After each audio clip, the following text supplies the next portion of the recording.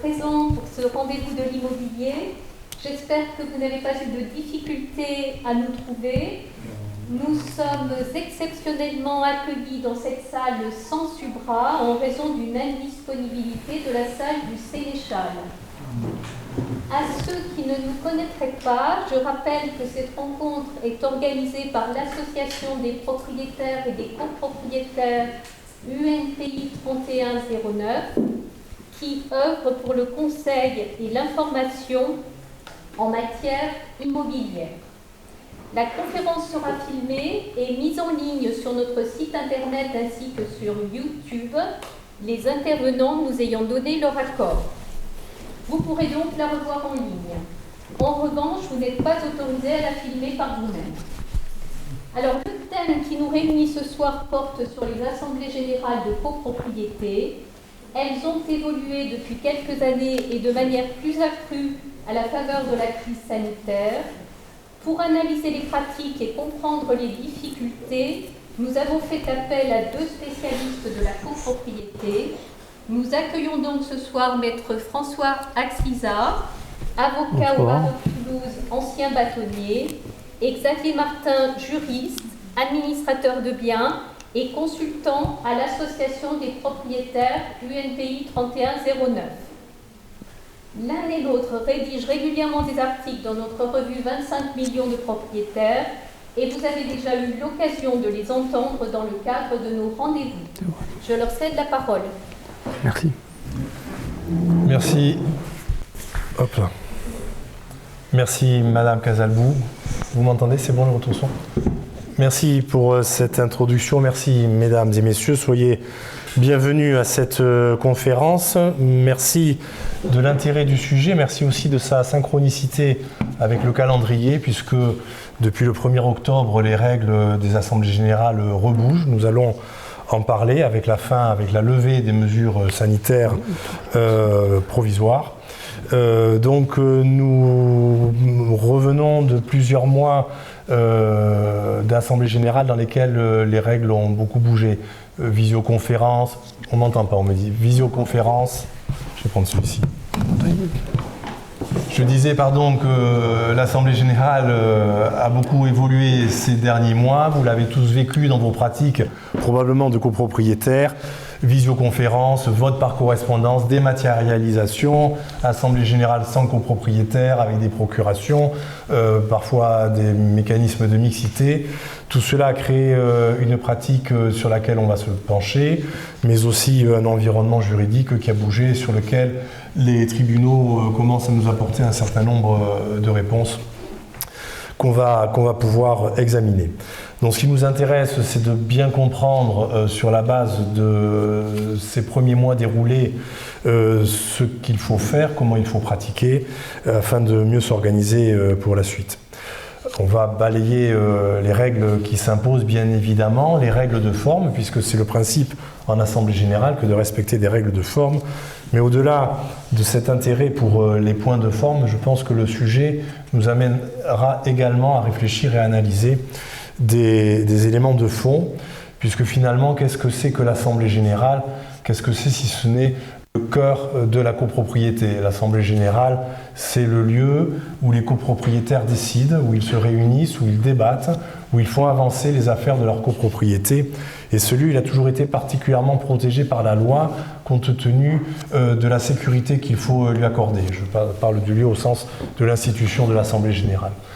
Parce que c'est l'endroit où la décision collective va se créer. Il faut l'encadrer de règles qui sont telles qu'on va la sécuriser pour la suite et pour les nécessités de son exécution. La décision collective, elle engage chacun d'entre vous financièrement sur des items de travaux, sur des contraintes à les supporter aussi, sur des stratégies de traitement de l'habitat. Et donc tout ça doit souffrir d'aucune contestation et d'aucune discussion une fois que les choses sont posées. D'où l'importance de bien le faire et de se pencher d'autant plus sur le sujet.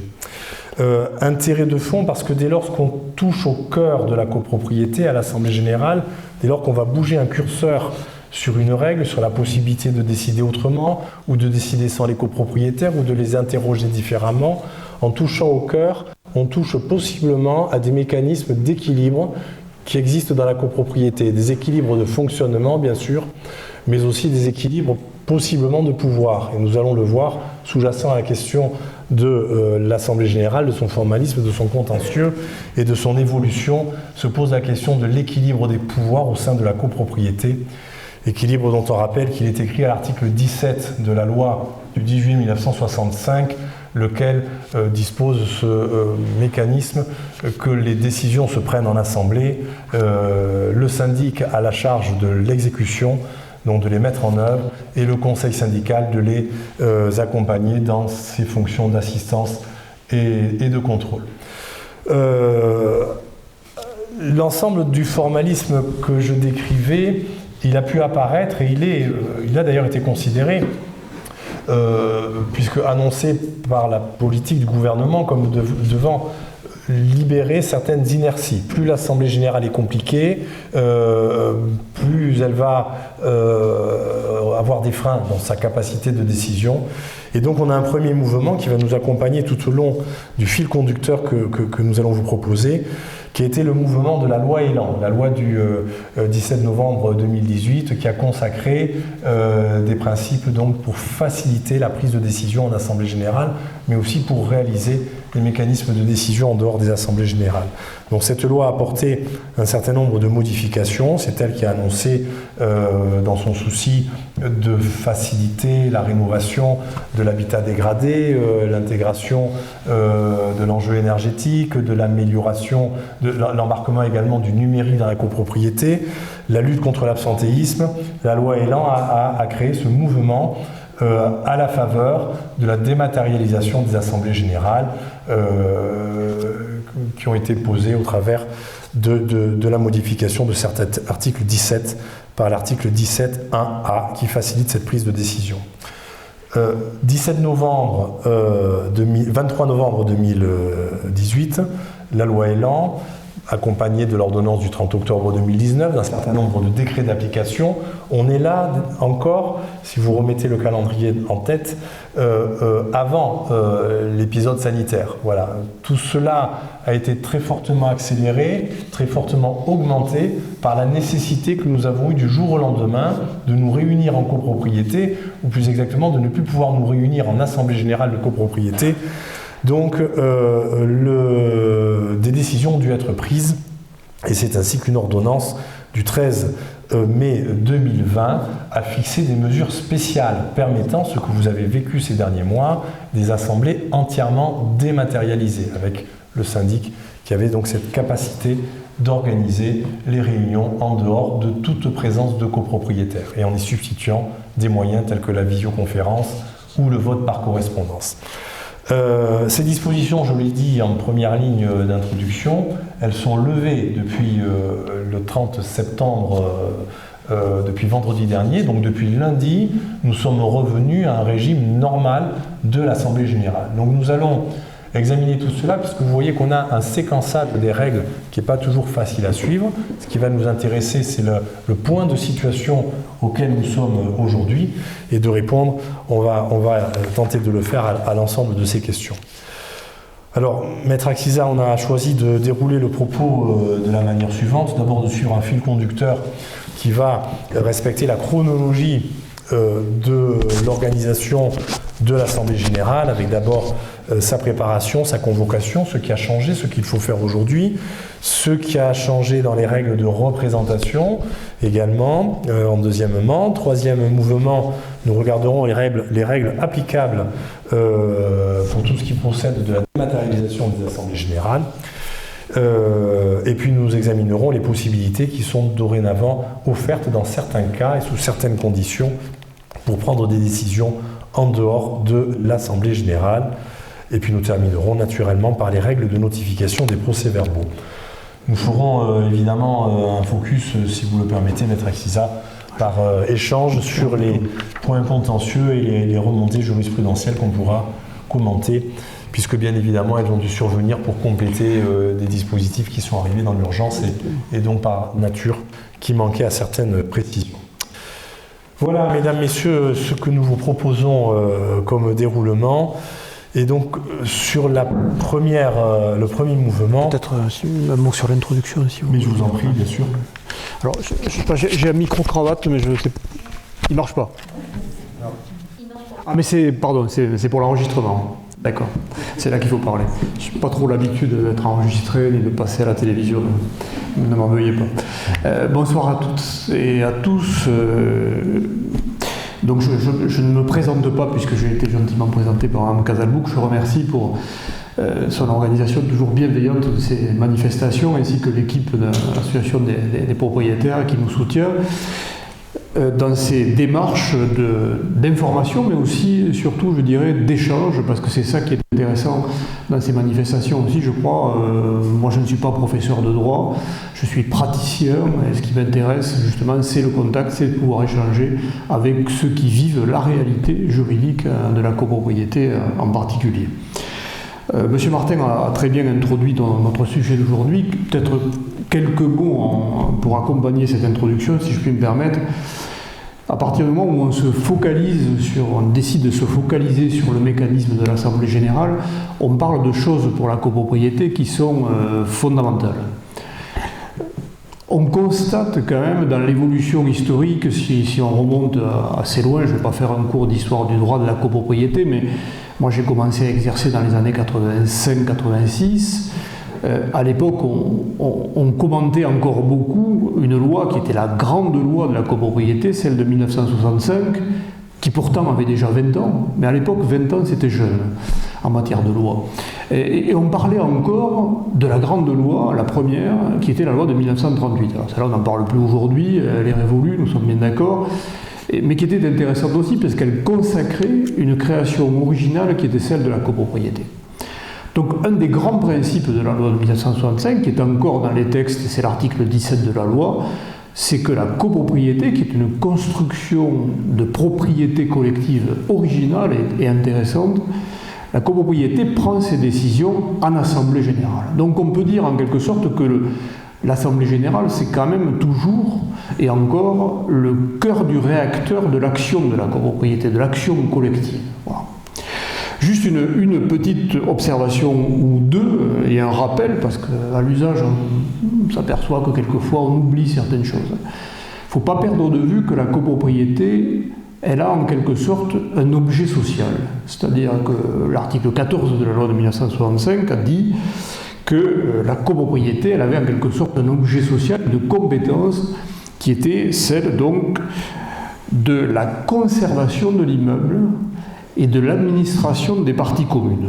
Un mot pour dire que l'ordonnance de 2019 a ajouté à cet énoncé l'amélioration. Alors, c'est un mot qui a son importance. En réalité, c'est peut-être une correction de cohérence, c'est pas vraiment une nouveauté, parce que dans la loi 65, on parle de l'amélioration, et on parle notamment à l'article 30 du statut particulier du vote des dépenses d'amélioration. Mais au moins, ça a le mérite d'être plus clair. Ce que je veux dire, c'est qu'il ne faut pas perdre de vue que cet objet social, c'est aussi la limite de compétence de la décision de l'Assemblée générale. On ne peut pas prendre des décisions qui excèdent ce cercle de la compétence, conservation de l'immeuble, son amélioration, la gestion des parties communes.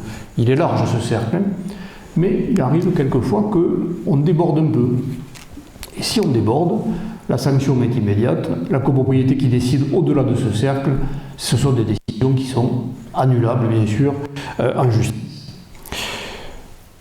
Deuxième observation, les décisions sont prises à l'Assemblée générale, c'est bien de ça dont nous allons parler ce soir, bien sûr.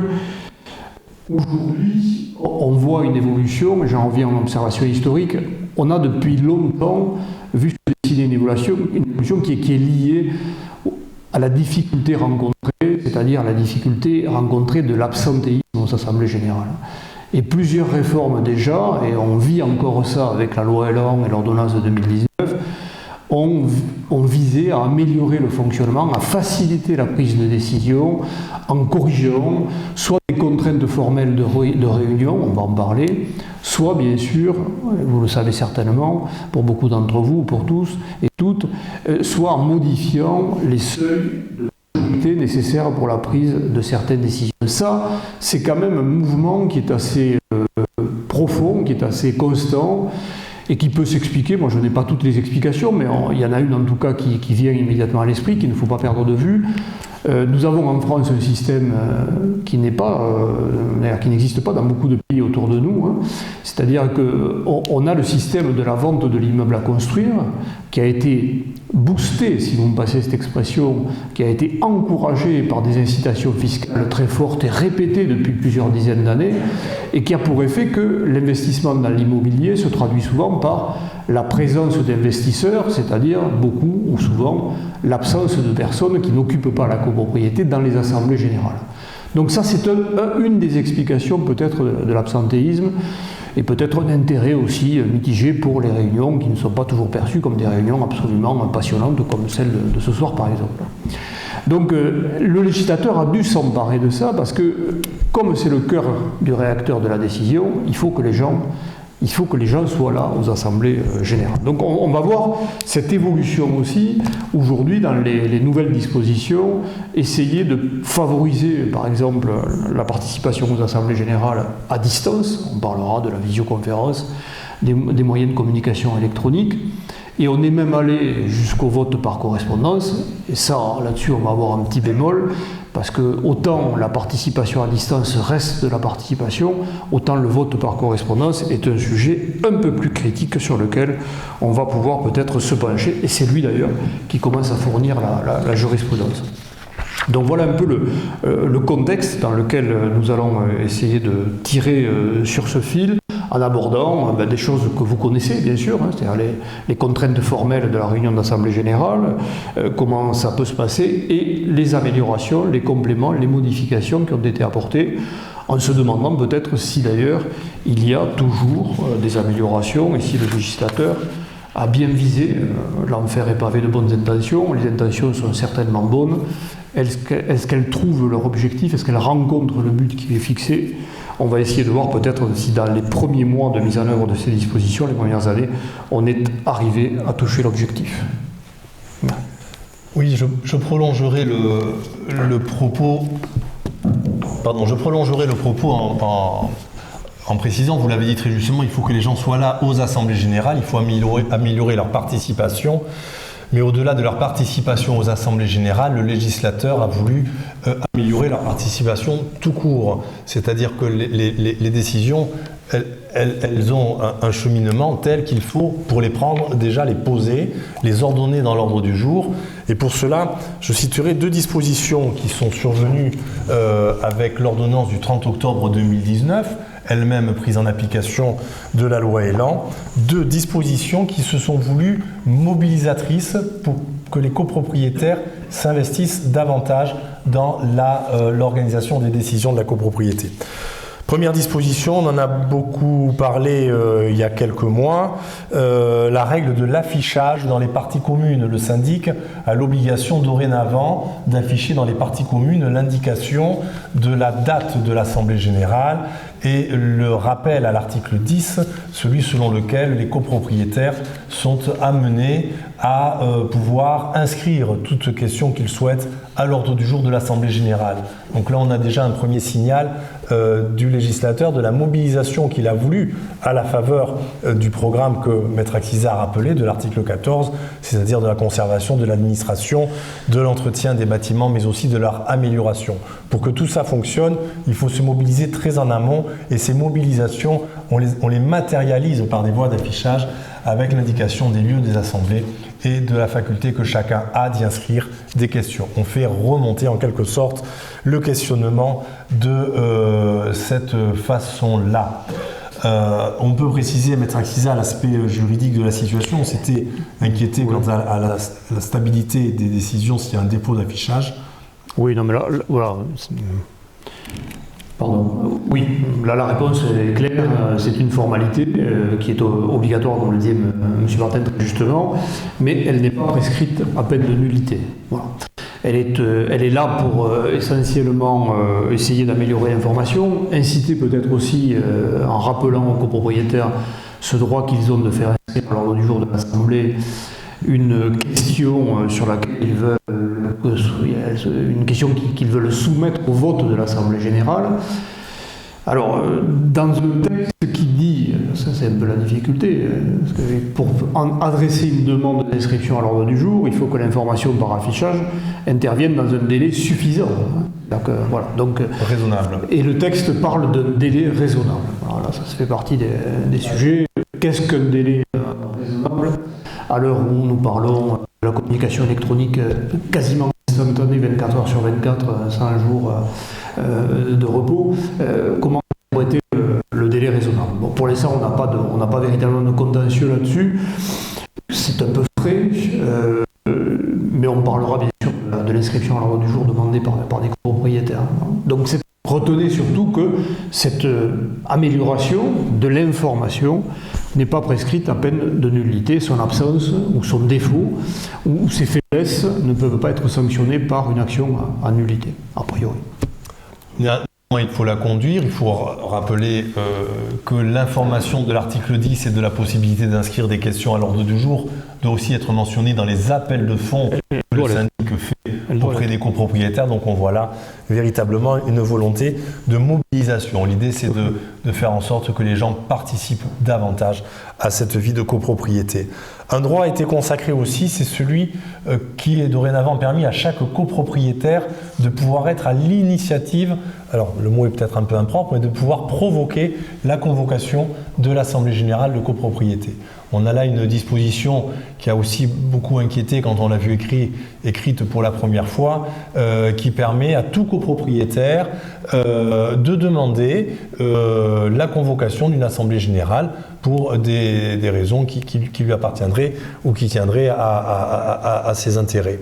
Alors, bien entendu, il s'agit pour lui de demander cette convocation au syndic qui reste le seul qualifié pour réaliser cet acte de convocation, et bien entendu les frais resteraient à la charge du demandeur. Donc on a d'ailleurs un mécanisme qui a été encadré par la loi avec un double délai, un premier temps dans lequel le copropriétaire doit écrire au syndic qu'il veut faire convoquer l'Assemblée générale en raison de tel point à y instruire. Le syndic a alors 15 jours pour lui remettre le coût de ce que représentera cette Assemblée générale, et dès lors que le copropriétaire a payé, c'est le paiement qui est considéré, eh bien, il y a un délai de 45 jours qui est ouvert pour que le syndic réalise la dite Assemblée générale. Donc on voit là aussi, c'est des marqueurs si vous voulez, parce que dans la pratique, bon, je l'ai très peu vu, on l'a vu quand même, je l'ai très peu vu. C'est plus des marqueurs qui disent, voilà, vous êtes copropriétaire, vous êtes acteur de la copropriété, vous pouvez instruire des questions, vous pouvez provoquer des assemblées générales, vous pouvez donc faire accélérer le moulin à décision, les mécanismes de décision. Tout à fait, vous avez tout à fait raison de rappeler que le caractère incitatif de cette démarche. Il y a aussi une dimension qui peut être très pratique dans certains cas et importante. On le voit en particulier dans le milieu urbain qui est quand même majoritairement celui de la copropriété. Il y a toujours les questions d'autorisation de travaux qui sont importantes. Vous l'avez certainement rencontré dans vos immeubles. Donc ça, c'est quand même une démarche qui va permettre à un qui va assumer les frais d'une convocation, de soumettre notamment une autorisation de travaux à réaliser pour les besoins d'un local commercial, pour les besoins de son propre lot, même si ce n'est pas un local commercial. Mais j'évoque la notion de local commercial parce que derrière cette notion, il y a souvent des enjeux économiques importants. Et souvent aussi, il y a des enjeux de cohabitation qui ne sont pas négligeables. Voilà. Mais c'est vrai que, comme le disait M. Martin, ça fait partie des mesures qui vont encourager, en quelque sorte, l'accès à la décision de l'Assemblée générale et les demandes qui peuvent être portées. Et ça, on ne le comprend peut-être pas de façon immédiate, mais ce genre de facilitation, c'est aussi une façon d'améliorer la paix de la copropriété. Parce que quand une porte reste fermée, qu'elle est trop compliquée, qu'il faut attendre l'an de plus parce qu'on a loupé l'Assemblée générale où on pouvait faire cette demande, ça peut générer des tensions, ça peut générer des conflits aussi. Donc un accès encadré et cohérent, ça permet aussi de donner la parole au copropriétaire qui en a besoin pour que l'Assemblée générale prenne une décision sur un sujet qui ne concerne que lui et qu'il va assumer de surcroît financièrement puisque ça ne coûte rien à la collectivité. Et l'occasion de rappeler que ces décisions, comme celle d'autoriser des travaux ou d'autres qui peuvent intéresser un copropriétaire qui se mobilise sur cette possibilité, relèvent, on vient de le dire, de l'Assemblée générale. Il n'existe pas de raccourci tel que le conseil syndical pourrait donner ces décisions à la place, ou encore moins le syndic. On a vraiment là un équilibre de pouvoir qui est fort, et dans lequel, parce qu'on voit beaucoup, notamment au travers de permanences juridiques qu'on peut avoir à l'UNP ou autre, ce curseur qui est de plus en plus bougeant entre le syndic, le conseil syndical, l'Assemblée. Voilà, il faut être très clair là-dessus. La décision, c'est à l'Assemblée. Si quelqu'un veut le faire accélérer, il provoque l'Assemblée générale. Mais il ne met pas, c'est pas au syndic de raccourcir ou au conseil syndical de le faire. Ça exposerait à des risques, évidemment, sur la suite. Une fois qu'on a mobilisé Maître Axisa, les copropriétaires, à la faveur d'augmenter leur questionnement aux ordres du jour, on va pouvoir s'assurer qu'ils soient suffisamment nombreux à l'Assemblée générale, ou en tout cas que les seuils de représentation soient tout à fait de nature à permettre l'enclenchement des décisions, puisque vous le savez, il y a des niveaux de majorité requis en fonction de la nature des décisions. Et pour faciliter la représentation, donc le législateur, au travers de la loi Elan et des précisions apportées par l'ordonnance, a imaginé un certain nombre de dispositifs qui ont vocation, j'allais parler au passé, mais on est bien dans des applications au présent et même à venir, des dispositifs qui ont vocation à augmenter les seuils de représentation. Alors ce qu'on appelle la représentation, on disait, je ne sais pas si on le dit toujours, les notions de quorum, les notions de représentativité. On peut être présent en Assemblée générale soit par sa présence physique, soit en se faisant représenter avec une procuration. Le nombre de procurations est toujours de 3 par personne, pas plus de 3 procurations, sauf cas dans lesquels on peut aller au-delà, si le nombre de procurations ne dépasse pas les 10%. Alors, je rappelle là-dessus que le seuil d'évolution des taux des procurations a beaucoup bougé, donc c'est l'occasion d'en faire le rappel et surtout de mémoriser à combien il est aujourd'hui, c'est ça qui va nous intéresser. Puisque avant la loi Elan, je pense même avant l'ordonnance, on était sur un seuil de 5%. C'est-à-dire qu'un copropriétaire pouvait avoir plus de 3 procurations à condition de ne pas dépasser 5% du nombre des voix du syndicat des copropriétaires. Ce seuil a été augmenté par la loi Elan à 10%. Donc on facilitait ainsi la représentation en la multipliant par 2. Avec l'ordonnance sur les mesures spéciales liées au Covid, ce seuil de 10 a été augmenté à nouveau à 15%. Donc nous étions depuis le mois de juin 2020 jusqu'au 30 septembre 2021, jusqu'à vendredi dernier, sur des assemblées générales qui pouvaient se retrouver avec des seuils de 15% des voix entre les mains d'un même copropriétaire. Je l'ai dit, je le reprécise ici, les mesures sanitaires provisoires ne sont plus actives en matière d'assemblée générale, donc on revient au seuil normal, au seuil légal qui est de 10% à présent. Donc si une assemblée se tient ce soir dans une salle un peu plus loin, les membres du bureau de séance veilleront à ce que les copropriétaires ne dépassent pas ces 10 points. Donc il faut régler ce programme-là. Ça reste quand même beaucoup. La réflexion, si vous me la permettez, de mon point de vue, il aurait peut-être été intéressant que les règles spéciales qui ont été prises dans les mesures Covid persistent ou soient stabilisées par des règles définitives, parce que toutes ces choses qui bougent, ça peut être un peu compliqué à suivre et de source pour le coup à faire des erreurs, parce que je parie, Maître Axisa, que vous allez retrouver sur votre bureau quelques assemblées générales les jours qui viennent, avec des seuils à 15%, parce que les programmes n'auront pas été mis à jour. Oui, c'est à craindre. C'est à craindre, non? On m'entend, oui. C'est à craindre, oui. Qu'on l'entend, je sais pas. C'est à craindre qu'on ne m'entende pas. Ouais, comme je le coupe chaque fois. Bon, si on m'entend là. C'est celui-là qui marche. Celui-là. Non, mais je crois qu'il marche. Là, ouais, ça, il faut qu'il se réveille à chaque fois. Je le laisse allumer, d'accord. Je ne veux pas perturber le micro de mon voisin. Donc oui, c'est à craindre le yo-yo en matière de taux de représentation. Alors ça, c'est typiquement la chose. On ne parle pas ce soir du contentieux de l'annulation de l'Assemblée générale, même si on peut l'évoquer au travers, on va l'évoquer fatalement au travers de certaines observations, mais quand on veut bien sûr faire annuler une Assemblée générale, ça fait partie des choses sur lesquelles on va se pencher de très très près. Les accidents de comptage, de pouvoir, de procuration, et faire varier de façon aussi sensible, parce qu'en réalité, ça n'a l'air finalement de pas grand-chose de passer de 5 à 10 et de 10 à 15, mais si vous ramenez ça à la représentation par un copropriétaire et qui a plusieurs pouvoirs et que vous votez à l'article 24 à la majorité des présents, celui qui, avec 2 copropriétaires, vous pouvez donc représenter 30% des voix. Ça veut dire que dans certaines assemblées, avec 2 copropriétaires qui ont des pouvoirs, vous allez faire la majorité à l'article 24. Hein. Donc c'est pas si négligeable que ça. Hein.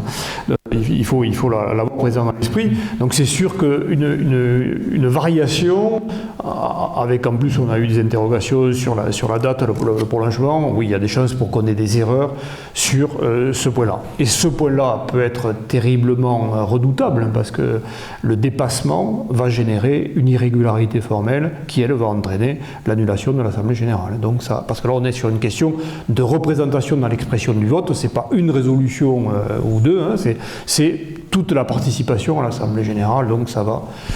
Donc c'est vrai que je suis tout à fait d'accord avec ce que dit M. Martin sur ce point. Il eût été peut-être préférable, puisqu'on est dans une démarche d'encouragement et de facilitation, pour éviter un ressaut de ce genre, de rester à 15%, peut-être de le faire à titre expérimental pour vérifier mais pour vérifier que ça soit efficient, mais pas de revenir aux 10% avec un séquençage qui là est finalement assez court quand même. Autre précision qui va dans la même direction apportée par les textes, c'est celle liée aux procurations que peuvent détenir 2 époux. Se poser la question du sort des époux en communauté ou encore en indivision. Est-ce que monsieur et madame peuvent cumuler les fameux 10%? Donc les choses ont été résolues par l'affirmative dans le suivi d'indications jurisprudentielles. Ça veut dire que 2 époux peuvent chacun détenir ces fameuses procurations et donc possiblement jusqu'à 10 points chacun. Oui, tout à fait, c'est ça. Et ça, c'est vrai que c'est une question qui nous a occupé pendant quelques années, mais que la jurisprudence avait quand même résolu. Hein. Et finalement, le texte vient, comme sur ce point comme sur d'autres d'ailleurs, vient consacrer le travail qui avait été fait par la jurisprudence et surtout vient clarifier un point, c'est important parce que, encore une fois, c'est ce que je disais tout à l'heure, c'est des points qui peuvent être très embêtants sur des irrégularités de réunion. Donc là, c'est bien clair maintenant, les 2 époux qui sont propriétaires du texte indivis ou en indivision ou en propriété commune d'un ou plusieurs lots peuvent recevoir des procurations. Alors attention, ils ne doivent pas dépasser le seuil qui est fixé, donc maintenant à 10%, on le sait, mais un seul des 2, bien sûr, comptabilise les voix du lot, de son lot, hein, du lot commun, hein, on est bien d'accord. C'est-à-dire on compte pour l'un les millièmes du lot des époux, et puis on comptabilise les pouvoirs, et l'autre peut être porteur de pouvoir, et on comptabilise les millièmes qu'il représente. Hein, voilà, que ça soit bien clair. Là aussi, c'était clair pour la jurisprudence, et c'est clair maintenant dans le texte qui a été pris. Voilà, plus rapidement, enfin ou pas d'ailleurs, il faut rappeler également, toujours dans cet esprit d'augmenter la représentation, que la subdélégation de vote a été permise. Alors ce qu'on va appeler la subdélégation de procuration, c'est lorsque monsieur A donne une procuration à monsieur B, eh bien monsieur B peut subdéléguer ce vote à monsieur C. Hein, on peut faire basculer une procuration comme ça, à la condition qu'il n'y ait pas une interdiction expresse donnée par le mandant d'origine à ce principe de subdélégation. Donc voilà, parce qu'on avait cette difficulté en assemblée générale, celui qui arrivait avec des procurations pouvait dépasser le seuil et pouvait être amené à les passer à son voisin. Tout ça ne pouvait pas se faire. Aujourd'hui, ça peut se faire. La subdélégation, elle est permise par la loi, ça a été précisé. Voilà, tout à fait, c'est clair. Là aussi, c'est un point qui est venu consacrer une jurisprudence qui était déjà existante et qui rappelait avec constance que c'était le principe de départ. À partir du moment où un mandat n'interdit pas la subdélégation, la délégation, elle est autorisée. Donc, si vous donnez mandat à quelqu'un pour voter en lieu et place et que vous ne souhaitez pas qu'il se défasse de ce mandat sur quelqu'un, vous pouvez toujours inscrire dans le pouvoir que vous donnez que vous interdisez la subdélégation. Si vous ne le faites pas, elle pourra avoir lieu. Alors attention, ça paraît évident, enfin, la Cour de cassation a été amenée à se prononcer là-dessus. Si le mandat que vous donnez avec autorisation, qui donc ne restreint pas, c'est-à-dire qui n'empêche pas la subdélégation, venait à être nul s'il est irrégulier, et qu'il y a subdélégation, la subdélégation sera bien sûr nulle et le vote final sera nul, avec les conséquences qui peuvent en découler. Donc voilà, donc la subdélégation, c'est une facilitation aussi qui n'est peut-être pas malvenue, je dirais que c'est peut-être aussi quand même quelque chose à user avec modération. En fait, ça permet d'avoir des représentations et d'avoir donc des majorités qui sont efficientes, c'est bien aussi.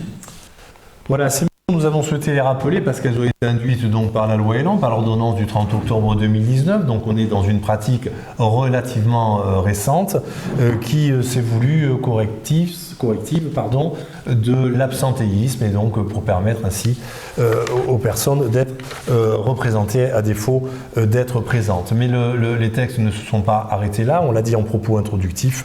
Et on a la possibilité aujourd'hui non seulement de se faire représenter, mais on a aussi la possibilité d'intervenir dans un vote de manière dématérialisée, c'est-à-dire soit au moyen d'un vote par correspondance, soit au moyen d'un vote et d'une participation par visioconférence. Là, on est dans le périmètre originel de ce que prévoyait donc la réforme de la copropriété. Alors, il se trouve que ces notions de vote par correspondance ou de participation en visioconférence, elles se sont vues accélérées et augmentées, je l'ai dit en propos introductif, par la crise sanitaire, puisqu'on s'est retrouvé du jour au lendemain dans l'impossibilité de se réunir, et donc les copropriétés se sont retrouvées bloquées sans pouvoir décider alors qu'elles avaient à le faire. Donc c'est ainsi qu'une ordonnance a été prise pour permettre la tenue des assemblées générales de manière entièrement dématérialisée, c'est-à-dire en l'absence de tout copropriétaire, et de surcroît, l'article 13 de l'ordonnance octroyait au syndic la possibilité de décider de lui-même du moyen d'organisation de la tenue de l'assemblée générale. Donc ça, ce sont les dispositions que vous avez connues jusqu'à vendredi dernier, puisque aujourd'hui, on a la faculté, notre réunion en est l'exemple, de se retrouver à nouveau dans des lieux en réunion. Néanmoins, la pratique de la visioconférence, du vote par correspondance a montré un certain nombre de difficultés. Donc on va examiner, et pour les prendre dans l'ordre, on va rappeler d'abord que la feuille de présence elle-même, quelle que soit la façon dont l'Assemblée générale se tient, reste le point de départ de toute Assemblée générale, et que la feuille de présence, elle a reçu des précisions quant à son formalisme. Le décret du 2 juillet 2020, dans son article 15, donc a précisé très exactement la feuille de présence qui dorénavant doit contenir le nom et le domicile des copropriétaires ayant voté par correspondance. C'est-à-dire on va préciser ceux qui ont voté par correspondance, mais on va également préciser la date à laquelle le formulaire a été reçu pour éviter tout litige quant au décomptage du temps, puisque vous savez, enfin je le rappelle, mais je sais que vous le savez, parce que ça a été beaucoup vécu dans les mois de copropriété qui nous ont précédés, que les formulaires de vote par correspondance doivent arriver au bureau du syndic 3 jours avant la dite assemblée générale. Donc cette date doit être mentionnée sur le bordereau de feuille de présence. Et ce sont 3 jours francs. Voilà, il faut le dire. Donc, auquel on applique les règles de délai de procédure, c'est-à-dire à rebours. Si les 3 jours francs viennent sur un jour qui est un samedi ou un dimanche, il y a un jour de plus. Donc, on a vu des erreurs commises sur la lecture de ce comptage de délai. Voilà. Beaucoup de bulletins sont arrivés dans les bureaux des syndics hors délai. Il faut dire les choses comme elles sont, parce que tout le monde n'a pas bien vu ou compris le truc. Alors, si tel est le cas, la feuille de présence doit faire mention de ce que le bulletin a dû être écarté en raison d'une remise trop tardive. Donc ça aussi, c'est un point de forme qui a été mentionné dans le décret du 2 juillet 2020. Voilà. Aujourd'hui, je l'ai dit, donc lever des mesures sanitaires, on peut se réunir à nouveau. Et on s'est posé la question, alors même, on n'est pas en assemblée générale, mais on se la pose dans toute réunion, la question du pass sanitaire. Et elle se pose bien évidemment pour les réunions en copropriété. On me l'a posé encore ce matin. Est-ce qu'elles sont soumises à pass sanitaire, et en particulier si elles sont organisées dans des ERP, dans des établissements qui reçoivent du public, ou dans des salles municipales, ou que sais-je, dans des salles de cinéma qui, par habitude, les cinémas, on identifie ça au pass sanitaire. Donc on a là-dessus une réponse de la ministre du Logement. Vous souhaitez la préciser? Non, allez-y. Parce que nous, la question s'est vraiment posée. Elle s'est d'autant plus posée, alors bien entendu, spontanément, on peut tout à fait prendre une position sanitaire de rigueur en disant je vais sécuriser ma clientèle, je vais sécuriser mon personnel et demander à chacun de se pourvoir d'un pass sanitaire. Mais attention, la ministre du Logement a dit que le pass sanitaire n'est requis que pour les réunions, les réunions de personnes qui se déroulent dans des établissements recevant du public et qui se déroulent en raison d'une certaine nature de réunion. Donc festivités, réunions sportives, etc. Et elle a précisé que la copropriété n'entrait pas dans ces réunions-là. Donc ça veut dire qu'une assemblée générale de copropriété, quand bien même fût-elle organisée dans une salle de cinéma ou dans cette salle-ci, ne rentre pas dans la réglementation du pass sanitaire.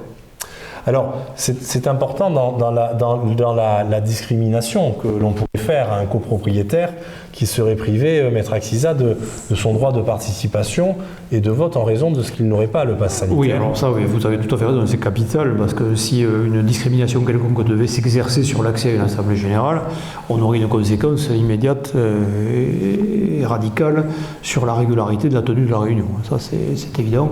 Donc c'est important que la ministre, effectivement, ait précisé ce point. On pouvait avoir un premier point d'appui sur la notion qui est bien connue maintenant, qui est admise pour de multiples raisons, selon laquelle l'Assemblée générale des copropriétaires est une réunion de nature privée. Vous savez que ça a quelques conséquences. C'est-à-dire que, par exemple, si des propos venaient à être tenus au cours de cette réunion de nature injurieuse ou diffamatoire, on serait dans la diffamation privée, non pas publique, par exemple.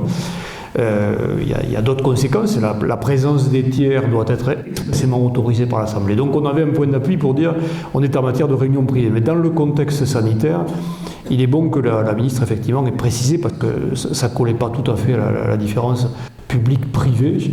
Et là, au moins, c'est clair. C'est très important parce que ça sécurise quand même juridiquement bien la tenue des réunions d'Assemblée générale.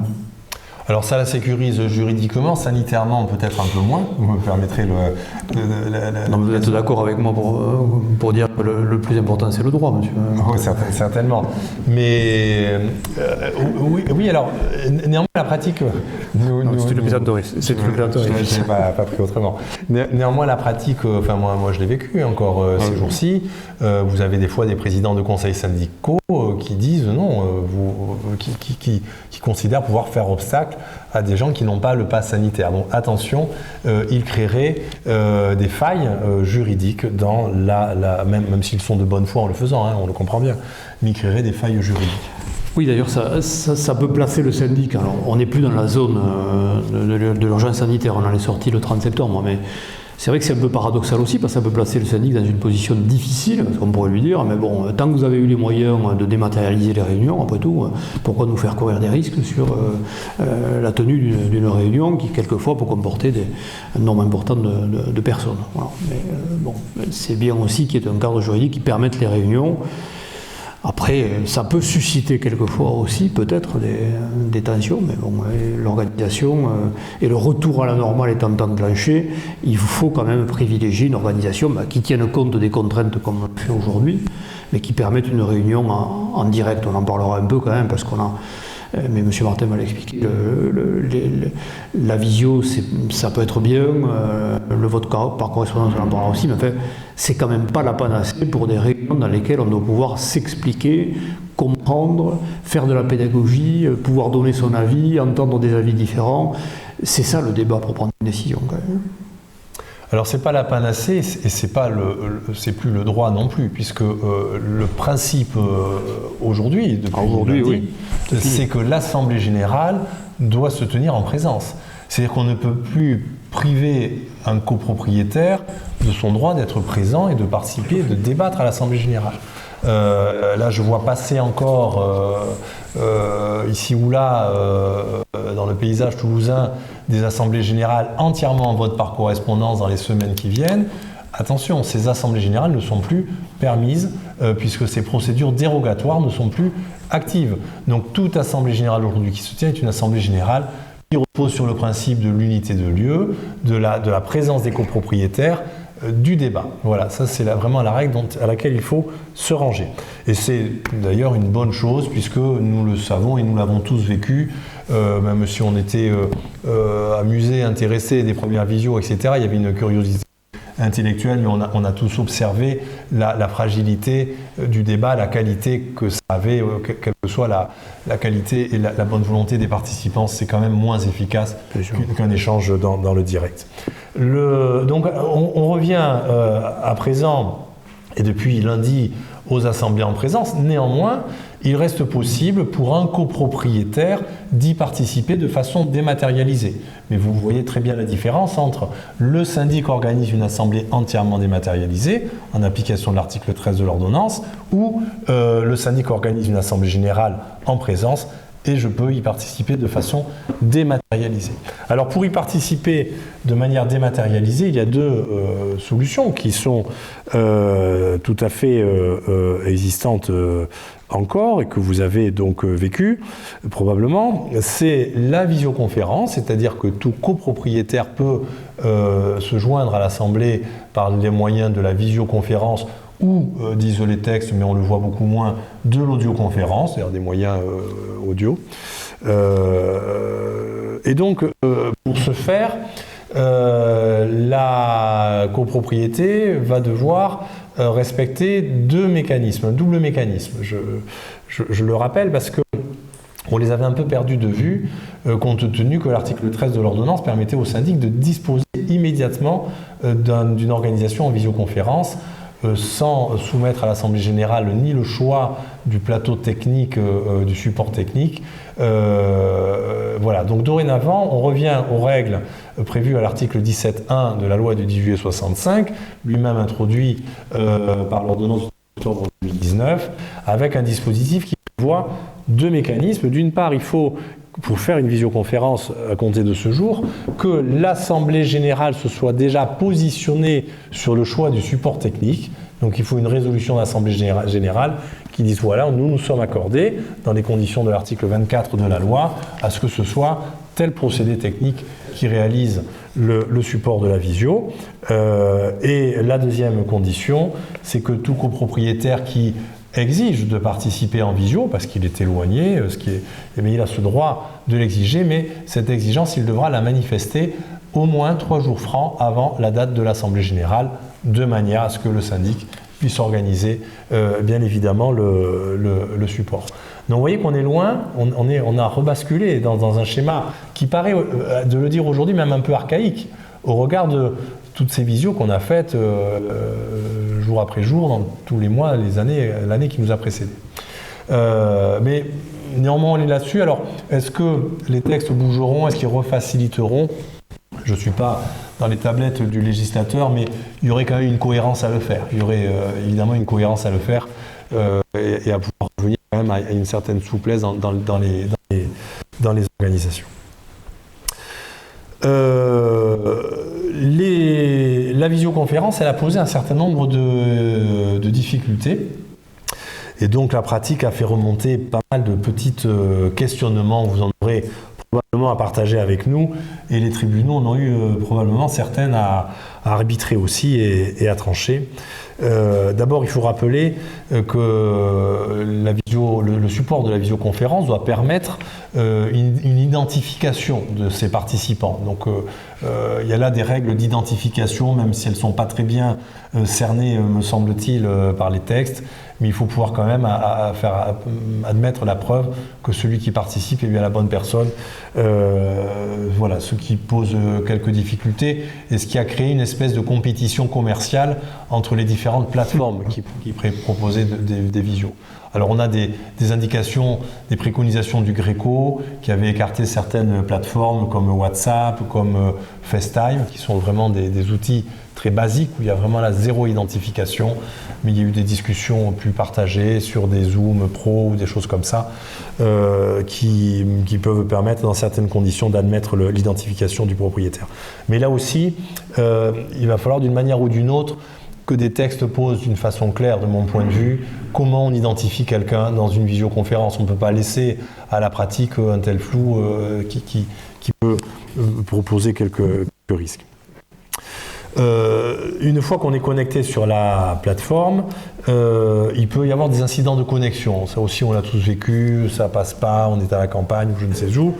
L'incident de connexion a été prévu par les textes comme devant être mentionné sur le procès-verbal de l'Assemblée générale. Donc ça, c'est une chose. Mais cette mention, elle revêt un caractère juridique particulier puisque on va se retrouver sous la notion de copropriétaire défaillant ponctuel. C'est-à-dire que pendant un temps, il ne va pas pouvoir participer à telle ou telle résolution parce qu'il n'est pas correctement connecté. Il est donc dans une défaillance ponctuelle. Ça doit être mentionné dans le PV. Et cette défaillance lui donne les droits à l'opposition que prévoit l'article 42 de la loi de 65, c'est-à-dire de pouvoir exercer un recours à l'encontre pour le coup, des résolutions auxquelles il aurait manqué si celle-ci ne lui donnait pas convenance. Voilà donc cette notion de copropriétaire déconnecté défaillant ponctuel qui s'est invitée dans les procès-verbaux de l'Assemblée générale.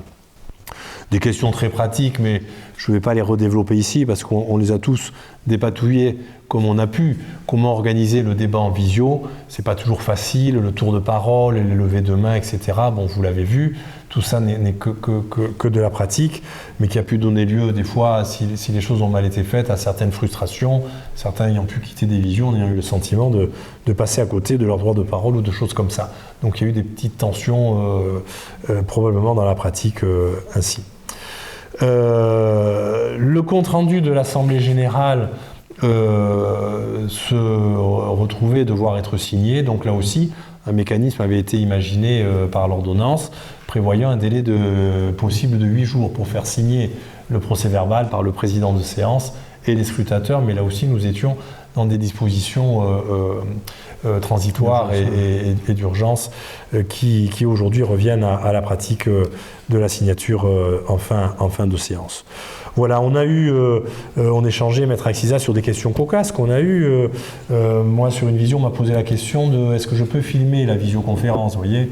Un mot là-dessus, vous avez une réflexion à nous proposer? Écoutez, oui, c'est des questions qui sont posées. En principe, il faut avoir l'autorisation des participants pour filmer. Non, on est dans une réunion privée, donc les gens peuvent s'opposer à une initiative de ce genre. Mais on ne doutera pas ici que certains le feront sans demander la permission et qu'ils s'en serviront peut-être après pour d'ailleurs, à l'appui d'un recours, dire regardez ce qui s'est dit ou écoutez ce qui s'est dit à ce moment-là, ce qui s'est passé à ce moment-là. Voilà. Alors après, pour utiliser des images, on ne va pas se lancer de la jurisprudence fiction, mais on sait quand même que pour utiliser les images aussi, il faut pour qu'elles aient une valeur probante devant une juridiction, elles doivent répondre à un certain nombre d'exigences. Et à la limite, il faudrait un constat numérique par l'huissier pour pouvoir utiliser ça, mais on ne peut pas exclure ça. La difficulté majeure, moi je crois que l'incident de connexion, vous l'avez parfaitement expliqué, M. Martin, je crois que c'est tout à fait clair. Après, que va-t-il se passer si un copropriétaire perd la connexion au moment du débat, des explications? Imaginons une délibération sur laquelle il y a peut-être un amendement, c'est assez rare mais ça peut arriver, c'est admis dans certaines circonstances. On discute d'une décision de principe, on est sur une somme dans l'ordre du jour, on change après la discussion le montant de cette somme, il perd la connexion pendant la discussion, il la retrouve au moment du vote, il vote et puis après il s'aperçoit que finalement il n'avait pas bien perçu les explications et que son vote il ne l'aurait pas exprimé de la même façon. Ce sont des incidents qui peuvent se produire. La deuxième question qui qui va nous poser un problème peut-être, c'est celle de l'identification, parce que les textes sont quand même explicites. On parle de moyens de communication numérique, on parle beaucoup de la visio, mais ce sont tous les moyens de communication numérique qui garantissent d'abord l'expression du copropriétaire, c'est-à-dire qu'il puisse s'exprimer, être entendu, mais qui garantissent aussi son identification. Et là, sur le terrain de l'identification, qu'on va pouvoir qualifier de numérique, les choses sont plus complexes, parce qu'on maîtrise aujourd'hui bien, et même juridiquement, les votes par exemple, les votes par des moyens numériques, c'est-à-dire on sait mettre en place avec des plateformes l'expression d'un vote numérique en identifiant les personnes, c'est-à-dire il y a des procédures, les personnes vont devoir déclarer leur identité, la justifier, et ensuite elles pourront voter, je raccourcis. Mais là on a un obstacle, mais je crois auquel les syndics logiquement se sont heurtés, c'est-à-dire que si on fait ça, il faut recourir à des plateformes privées, et ce sont des procédés d'identification qui sont très coûteux, donc qui vont générer des prix assez élevés. Voilà. Alors comment l'identification va se gérer? Pour l'instant, on est un peu à tâtons. C'est vrai que lorsqu'on est dans une copropriété, je dirais à dimension humaine, et qu'on voit apparaître à l'écran quelqu'un que l'on connaît bien, on sait que c'est bien lui le copropriétaire concerné, il va s'exprimer, il n'y a pas de difficulté. Bon, mais est-ce que ça va être toujours possible? Est-ce qu'on va, dans une certaine dimension de copropriété, ça ne sera pas évident? Il y a des copropriétaires qui viennent d'arriver qu'on ne connaît pas, donc voilà. Donc ça c'est un souci, parce que sur l'identification, on peut imaginer qu'il y ait des discussions qui vont être délicates, et si l'identification n'est pas garantie, il y aura forcément des conséquences sur la régularité des votes qui ont pu être exprimés. Donc ça, je dirais que c'est quand même un petit caillou dans le soulier du législateur et des praticiens qui va peut-être nous poser quelques soucis. Alors les petits cailloux, on en a eu bien davantage dans le vote par correspondance, oui, là, c'est... dont il faut rappeler d'abord quelques règles de base. On a la possibilité de voter, alors que c'eût été dans la période sanitaire ou dans la période dite normale aujourd'hui. On conserve cette possibilité de pouvoir s'exprimer dans un vote par correspondance. Ça ressemble à une procuration, mais c'est direct, puisqu'il n'y a plus de mandataire, il n'y a plus de porteur. Ces intentions de vote sont directement reportées dans le procès-verbal de l'Assemblée générale. Rappelons que le formulaire du vote par correspondance, il est arrivé d'ailleurs assez tardivement. Oui, après. Absolument, ça nous a donné bien du fil à retordre auparavant, avec l'arrêté du 2 juillet 2020, avec un formulaire, donc il y a une méthodologie de présentation qui est assez bien détaillée, mais qui ne l'a pas été suffisamment, puisque il y a eu un certain nombre de difficultés qui se sont posées. D'abord, on l'a dit, le vote par correspondance, il doit être retourné au bureau 3 jours avant l'Assemblée générale, donc c'est posé déjà la difficulté du chronodatage des 3 fameux jours. Alors, soit il arrive par mail, auquel cas il est aisé, c'est d'ailleurs ce que prévoyait l'esprit du texte, et même la mention du texte, il est aisé de dater le mail, mais lorsqu'il arrive par la poste, une fois que le courrier est ouvert, etc., bien sûr on peut le tamponner, mais il peut y avoir un flou quant à la datation de la récupération, et là il y a eu beaucoup de discussions sur certaines assemblées où voilà, des marges de vote ont fait basculer telle ou telle résolution. Il y a eu des difficultés rencontrées sur des bulletins qui sont arrivés pas tout à fait complets. Par exemple, alors qu'il manquait des mentions, quant au nom, enfin ça encore on l'avait pas parce que les logiciels produisent les noms et des intéressés, mais il y a eu par exemple des votes qui arrivaient qui n'étaient pas paraphés en bas de chaque page, alors que le formulaire prévoit le paraphe.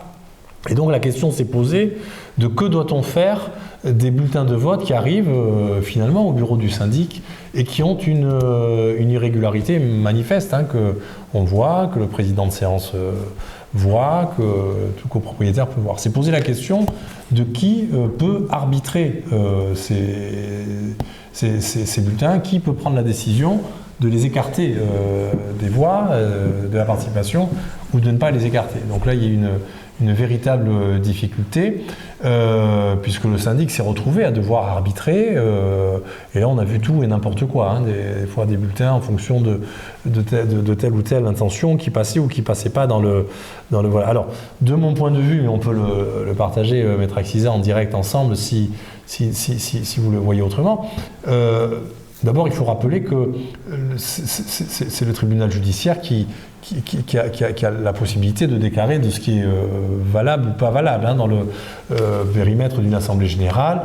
Et les membres du bureau de séance sont là pour, mais en l'occurrence il n'y en a pas en vote par correspondance, c'est le président du conseil syndical qui a cette fonction.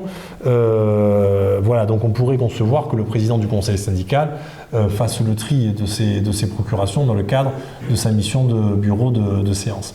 Mais vous voyez, oui, c'est vraiment ça. Le vote par correspondance, il a été critiqué à sa sortie dans le fonctionnement de l'Assemblée générale, parce que c'est vrai que c'est très difficile à manipuler si on fait. Alors, on voit émerger quelques décisions de première instance. On a évoqué ensemble, vous l'aviez évoqué, celle d'Orléans qui a été beaucoup commentée et qui est un exemple d'ailleurs très frappant de peut-être la maladresse, en tout cas de l'organisation de ce vote. Alors je vais citer l'exemple, mais avant d'y arriver, ça pose beaucoup de problèmes de forme. Qui va faire cet arbitrage ? Si on fait le parallélisme, par exemple, ou le parallèle plutôt avec la situation de l'arbitrage du sort des procurations régulières ou non, si on écarte un bulletin de vote par correspondance et qu'on se trompe, imaginons par exemple qu'on l'écarte parce qu'on considère qu'il est arrivé sans respecter le délai, or il l'a respecté. Jusqu'à présent, la jurisprudence considère que c'est le syndic qui est responsable, qui peut engager sa responsabilité civile. Là, est-ce que c'est le président du conseil syndical qui va faire un mauvais arbitrage, qui va engager sa responsabilité personnelle sur l'arbitrage, je retiens le vote par correspondance ou je l'écarte? Et on sait que ce sont des bulletins qui peuvent avoir, ça peut être quelquefois décisif sur la décision qui est prise, pas toujours, mais ça peut être le cas. Donc ça vraiment, ce sont des problèmes qui viennent s'ajouter à la gestion du quotidien de l'Assemblée générale et dont on n'avait quand même pas vraiment besoin. L'exemple d'Orléans, il est intéressant. Moi, je le redoutais un peu, mais on le voyait un peu venir quand on est praticien, il est très classique.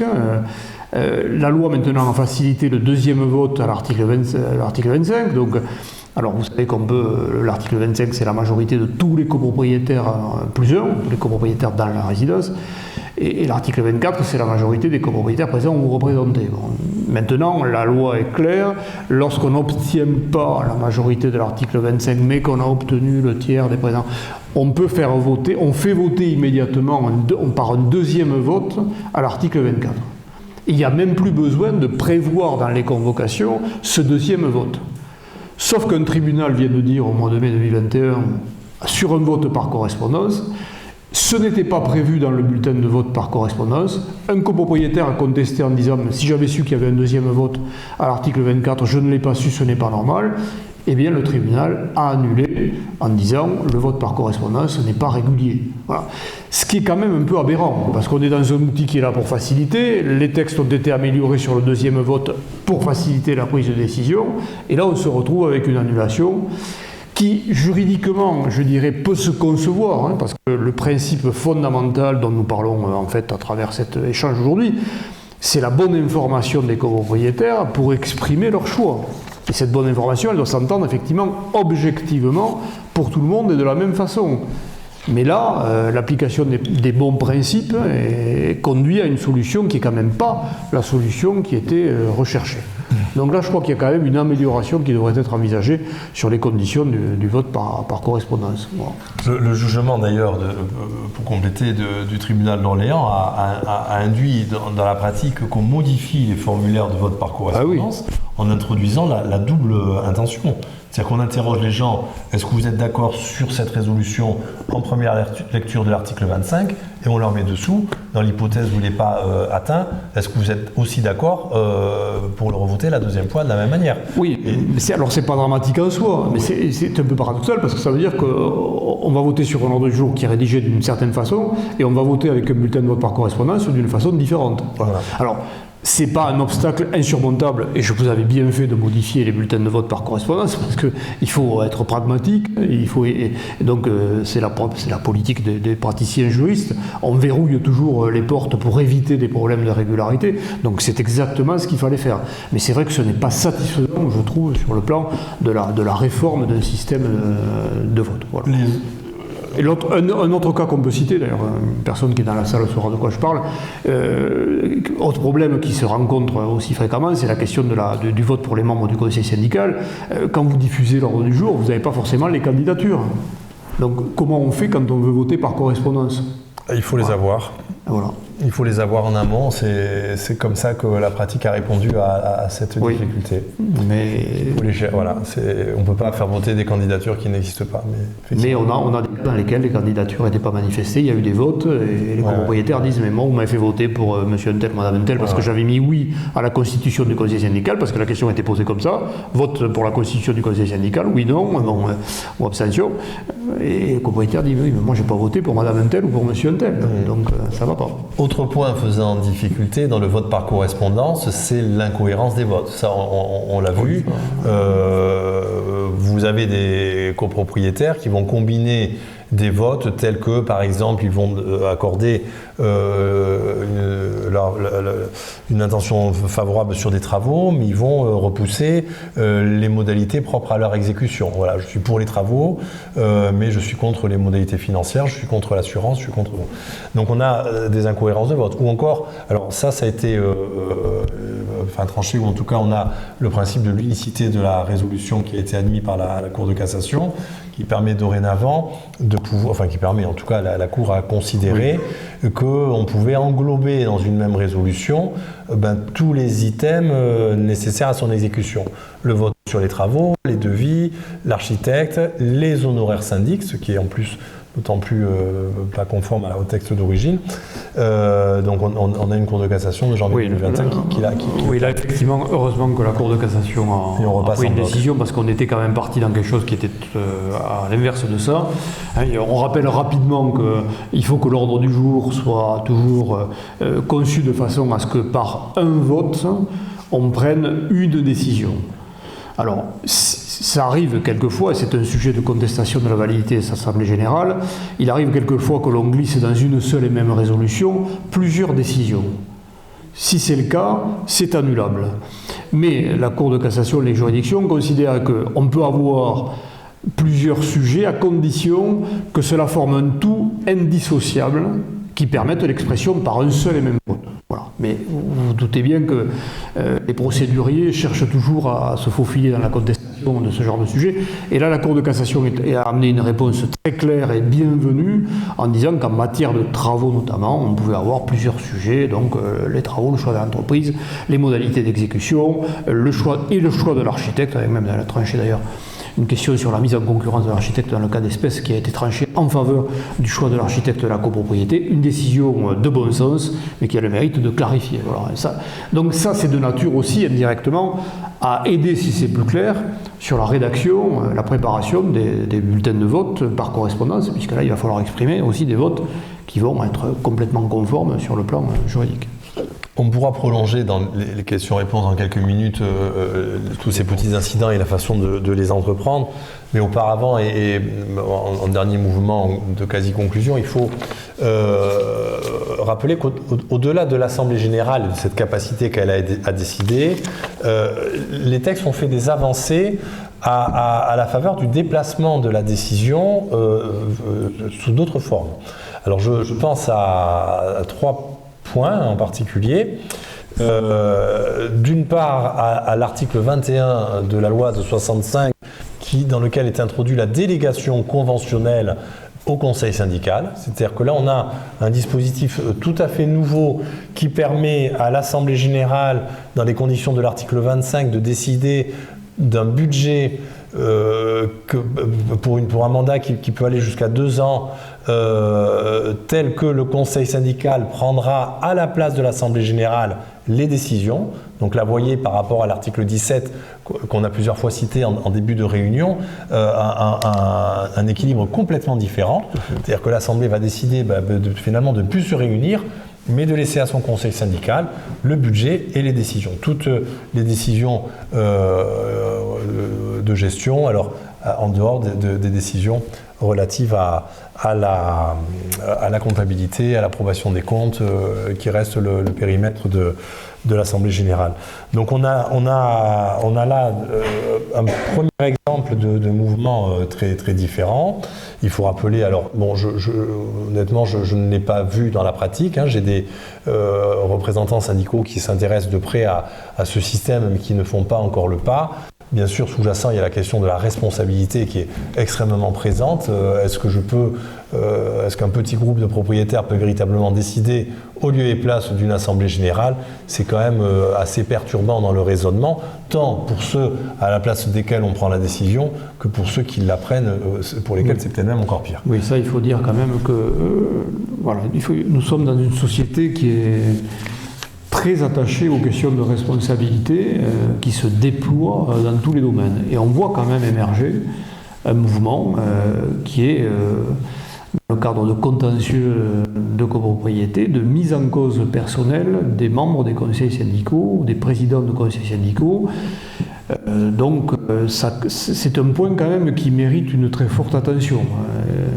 Première des attentions d'ailleurs, ça sera de vérifier dans la politisation. En principe, elles sont bien faites parce qu'elles sont faites par des gens qui savent assurer les copropriétés. On est bien que les membres des conseils syndicaux sont bien assurés au titre de leur responsabilité. Parce que l'évolution, mais ce n'est pas étonnant, hein, ce n'est pas du tout étonnant.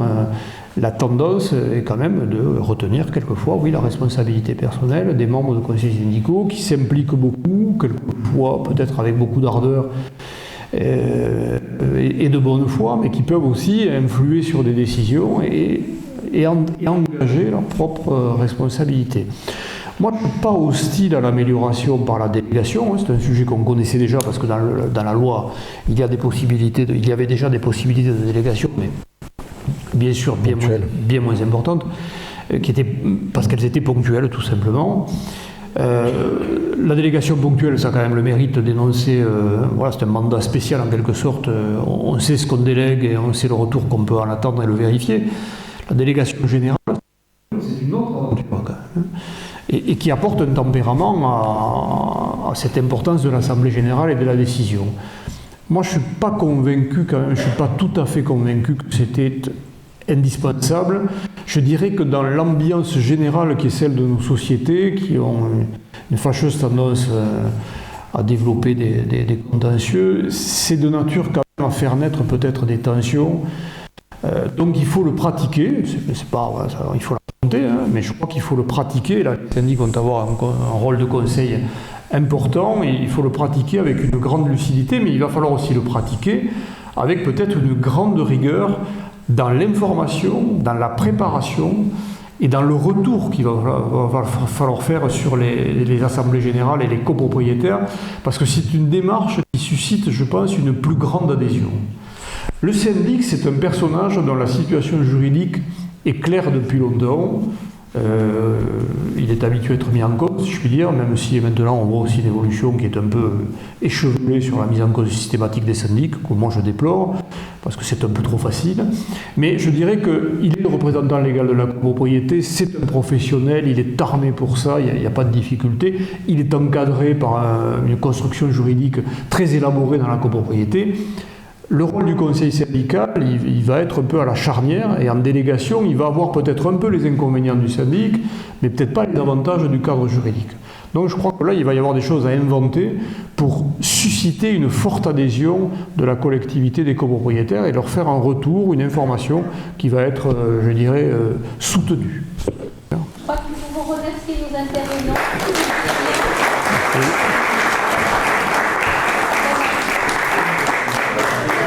Notre prochain rendez-vous est fixé au mercredi 3 novembre et ce sera un retour à la salle du Sénéchal, donc 17 rue Musa. Et ce rendez-vous portera sur la transmission de patrimoine pour laquelle nous évoquerons les aspects juridiques et fiscaux. Je vous souhaite une excellente soirée. Bonsoir. Allez.